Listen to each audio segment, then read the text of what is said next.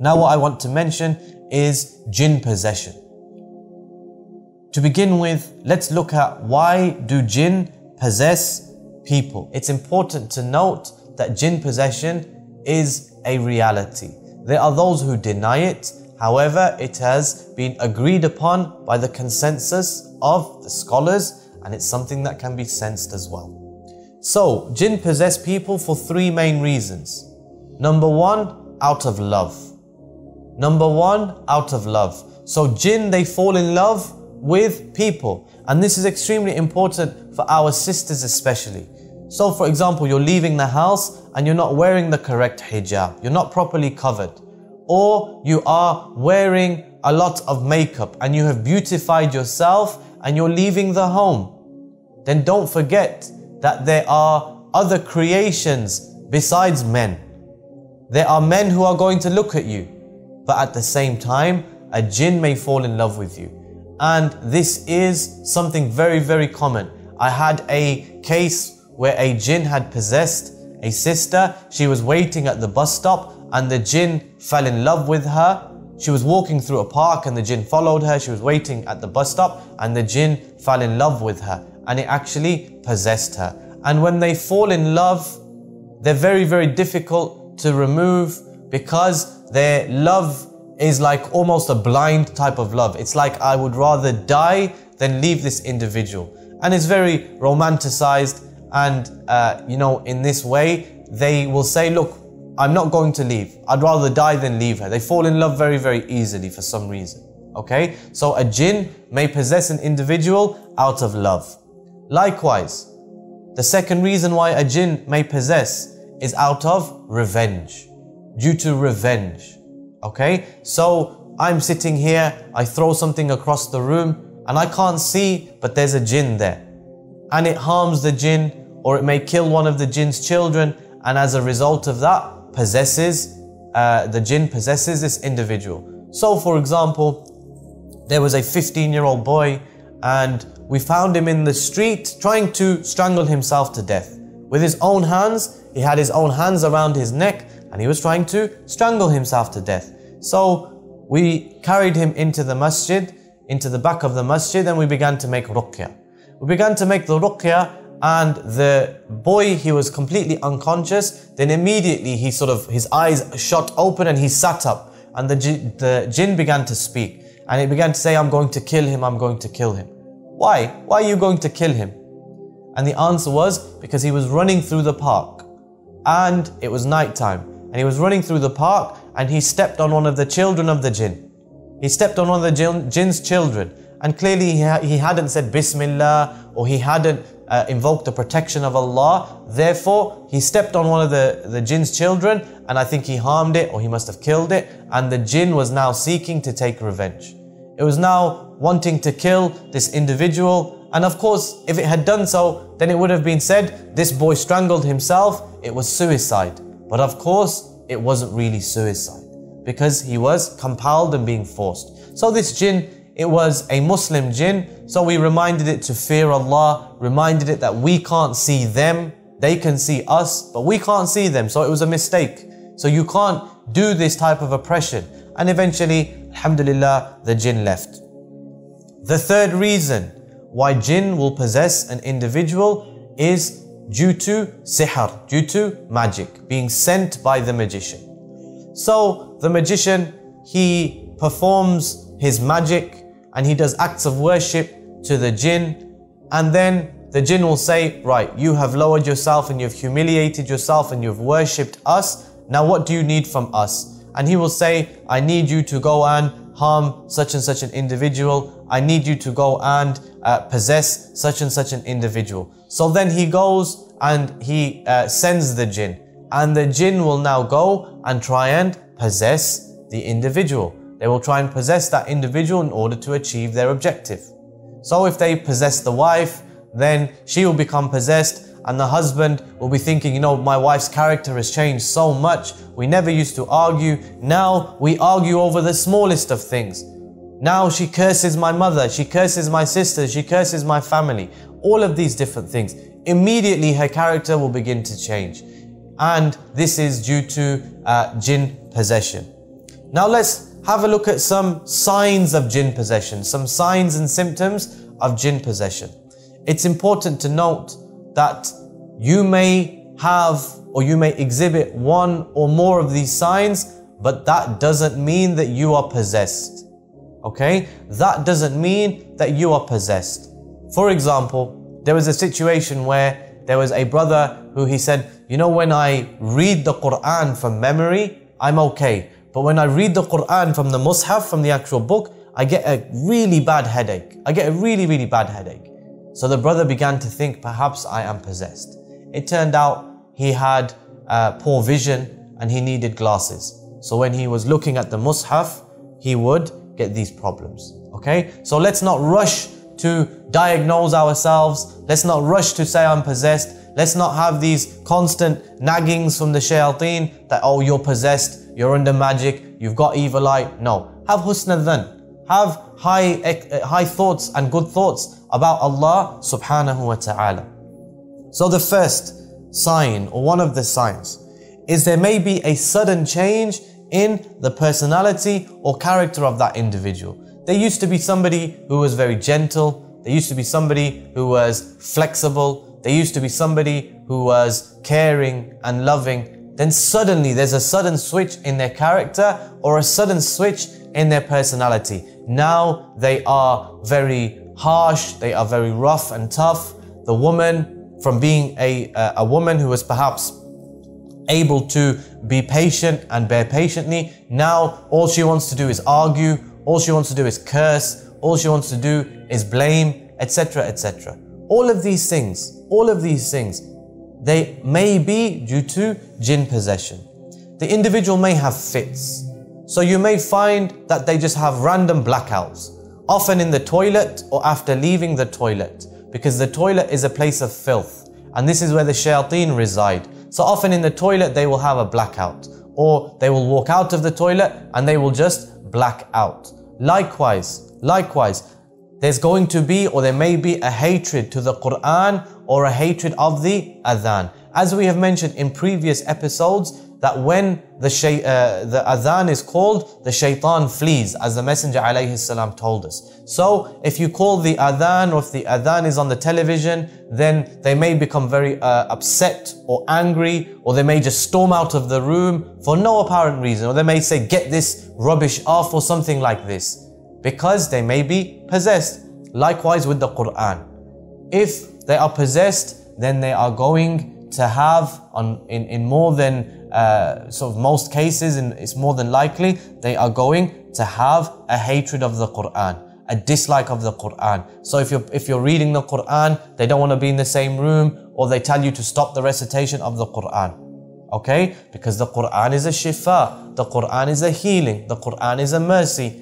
And as Allah says, it only increases those wrongdoers in loss. It only increases the wrongdoers in loss. They may also begin to speak other languages. So perhaps the person, he's never spoken Urdu in his life, or he's never spoken Arabic in his life. Suddenly he becomes fluent in Urdu, or he becomes fluent in a different language which he has never ever spoken. Or it might not even be fluency, but he just begins to talk it out of the blue. And you're thinking, how is that possible? How did you get to that situation where you're able to talk this language? Overnight, you are beginning to speak a different language. There may be a sudden increase in strength. A sudden increase in strength, or a change in their physical appearance. So, for example, there may be a woman who is only 5'2", 5'3", and she's a small woman, yet it takes 4 or 5 people just to hold her down. It takes a lot of people just to hold her down. Or there may be a drop in the personal hygiene of the person. Or they may have a love of being isolated and secluded in dirty, filthy places.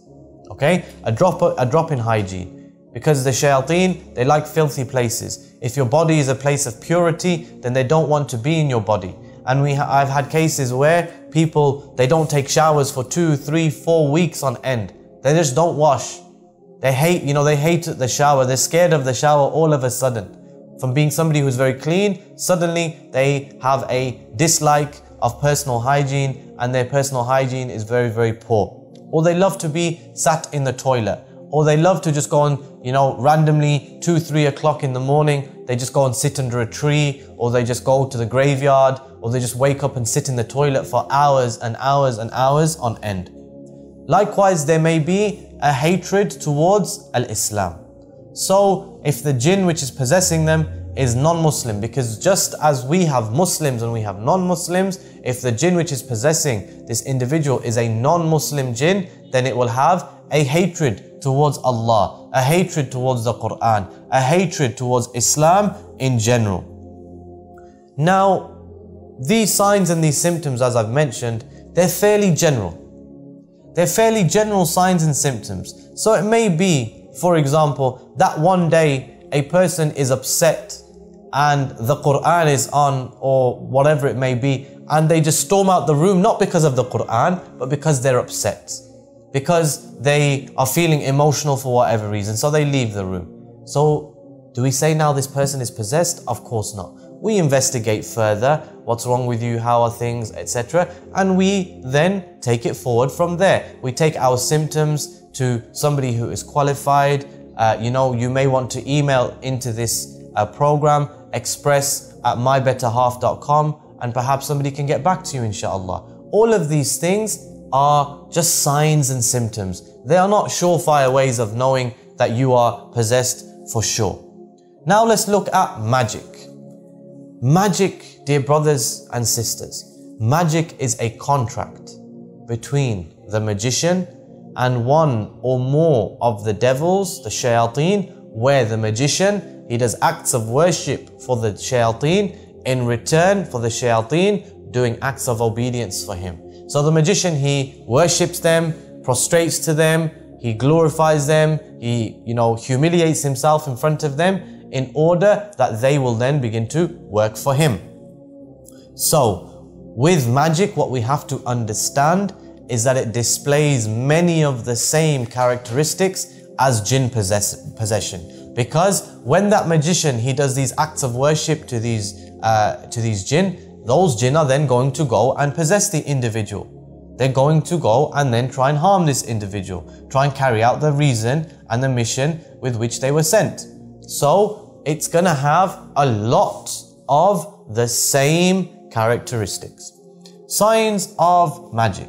Magic usually, it will affect one particular aspect. For example, your marriage.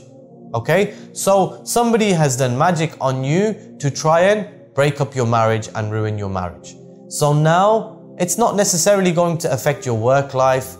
It may not affect your health. However, it will affect your marriage. Or somebody, he wants you to lose your job or to lose your health. Maybe your health will start to deteriorate, but your marriage will be okay.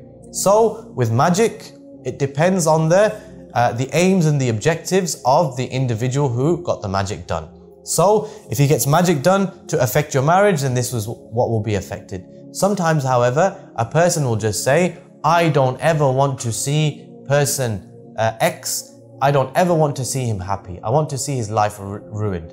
In that situation, then you may be suffering from one or more different things. Maybe bad health and a bad marriage. Maybe you have a good marriage, but you have problems with your health, problems with your work. So again, these are just, guidelines where we can try and ascertain perhaps there's a problem and I should seek more knowledge and start seeking some more advice. Or there is no problem whatsoever. Likewise with dreams. Dreams are a very clear indication that a person may be suffering with magic or with possession, which was the result of magic.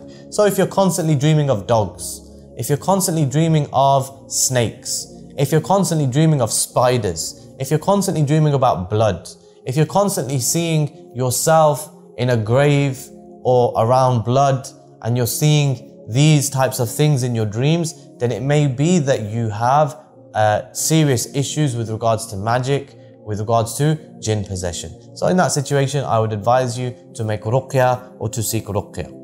Likewise, as we've mentioned previously, a dislike of Islam, a dislike of the Quran. Why? Because the jinn is there. Remember that magic, almost always in the vast majority of cases, 99.9%, it comes with jinn. You're going to find these type of blocks. Okay, so somebody has done magic on me to prevent me from getting married. I'm going to find like a block on marriage. Whenever I consider somebody for marriage, everything is going fine. Then suddenly out of the blue, I have a change of heart. And now when I think about getting married, I feel sick and I feel anxious and maybe I begin to vomit, etc. This is more than likely somebody doesn't want you to get married. Somebody's put a block on you getting married, or a block on your mind, or a block on your health, or a block on your wealth. All of these different things. All of these different things, there may be signs and symptoms of jinn possession. Likewise, suffering from illnesses that doctors simply cannot explain. Suffering from illnesses that doctors cannot explain, or suffering with illness after illness after illness. This may be a sign of magic. So for example, I had a case where I was told by the jinn, during the ruqyah, I've given her cancer.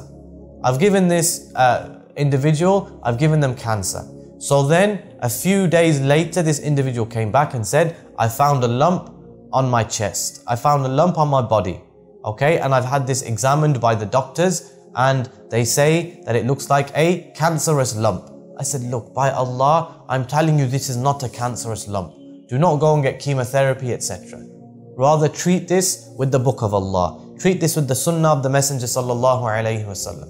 Alhamdulillah, within a couple of weeks, this lump, it had disappeared. And there was no need to go for chemotherapy, etc, etc. Now, I'm not saying if you find a lump, then that means you're possessed. But what we are saying is that sometimes these illnesses, they have a direct link with jinn possession and with magic. You may find mood swings, so that the individual, and this is also a sign of jinn possession which we didn't mention, the individual, they may have extreme mood swings, go from being extremely happy to being extremely sad in an instant. The blinking of an eye, they're going from laughing to crying in an instant. Or you may find, and this is very, very important, you may find ta'weez. So you may find ta'weez in your house, something that you didn't put there. You may find blood on your doorstep, or you may find blood in your home. You may find animal eggs, so chicken's eggs which have been smashed on your doorstep. You may find salt on your doorstep. You may find a dead bird in your garden, or you may find a dead chicken which has no head, which has been beheaded. You may find all of these different things. And in reality, if you find like a dead animal and there is magic involved, then this is the animal that they would have sacrificed to the jinn, sacrificed to the shaitan, seeking to come close to him, and then they've thrown that into your house, and then obviously the problems are going to begin. Likewise, with regards to, specifically with regards to marriage, okay? So there might be a sudden dislike of the spouse. There might be a sudden dislike of your husband or of your wife. A physical hatred towards them. I've had lots of people, they say, when I see my wife, I physically want to kill her. When I see my husband, I physically want to kill him. I had one situation where a brother came and he said, when I look at my wife, I see an animal's head on my wife's shoulders. So of course, if you're looking at your wife and you see an animal looking back at you, then of course this is going to freak you out. You're not going to want to be in this person's company. You're going to want to run far away. And of course, eventually this is going to lead to separation. Likewise, you have, with regards to marriage, the situation of not being able to get married. This is very, very common. People do magic on others so that they have a block on their marriage. Because you were set up to marry your uncle's son or your uncle's daughter or somebody else's son or somebody else's daughter. In the end, you didn't get married to them, you got married to somebody else. And what happened? They put magic on, or you were due to get married to somebody else. So they put magic on you when you refused to marry their child or refused to marry their daughter. And now they've put magic on you and you can't get married. You're finding it difficult to get married. And all of this is from magic. And like I've mentioned, brothers and sisters, this is a massive topic and we can spend hours and hours and hours discussing it. But in reality, what I'm doing, I'm just giving you some of the main signs, some of the main symptoms. So perhaps something has been going on with you for a while now, and you don't know, or you didn't know. So this will cause you to go and to research a little bit further, to go and call a Raqi who is upon the Quran and the Sunnah, and then you can start your journey from there, bi-idhnillahi tabaraka wa ta'ala.